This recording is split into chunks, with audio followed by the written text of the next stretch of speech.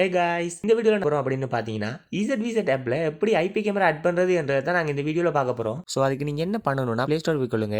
அதில் EZVZ ஆப்னு search பண்ணி அதை இன்ஸ்டால் பண்ணிக்கொள்ளுங்க. இந்த ஆப்போட இன்டர்ஃபேஸ் இப்படி தான் இருக்கும். இதில் வந்து நீங்கள் உங்களுடைய இமெயில் அக்கௌண்ட்டை டைப் பண்ணிக்கொள்ளுங்க. நெக்ஸ்ட் உங்களுக்கு விருப்பமான ஒரு பாஸ்வேர்டை டைப் பண்ணிட்டு அக்செப்ட் பண்ணிவிட்டு கண்டினியூ பண்ணிக்கொள்ளுங்க. அப்புறம் உங்களுக்கு வெரிஃபை அக்கௌண்ட் அப்படின்னு சொல்லி 4 வேர்டு வரும்.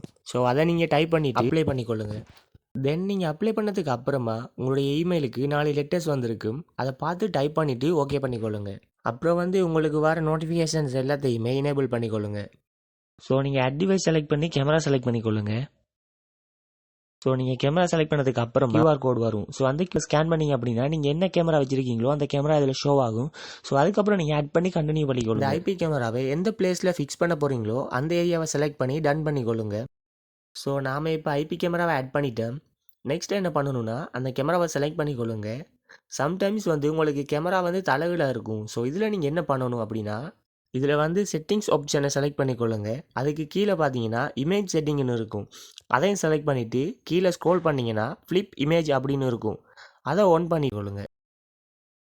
ஸோ இது டுவெல் லென்ஸ் கேமரா அப்படின்றதால நீங்கள் ரைட் சைட் ஸ்வைப் பண்ணி நீங்கள் செகண்ட் லென்ஸை பார்த்துக்கொள்ளலாம். ஸோ அதுக்கப்புறம் நீங்கள் என்ன பண்ணணும்னா செட்டிங் செலக்ட் பண்ணிவிட்டு அதில் இன்டெலிஜென்ட் டிடெக்ஷனை செலக்ட் பண்ணிக்கொள்ளுங்க. ஸோ அதில் வந்து நான் அப்ளை பண்ணுற மாதிரியே நீங்கள் இதெல்லாம் அப்ளை பண்ணிக்கொள்ளுங்க. அப்புறம் வந்து லிங்கேஜ் செட்டிங்கை செலக்ட் பண்ணிவிட்டு இதே மாதிரி ரெண்டையுமே ஆன் பண்ணிக்கொள்ளுங்க. உங்களுடைய கேமரா வந்து மோஷன் டிடெக்ஷனை செலக்ட் பண்ண ஆரம்பிச்சிடும். ஸோ அதுக்கான சாம்பிள்ஸை தான் நீங்கள் இப்போ பார்க்க போகிறீங்க.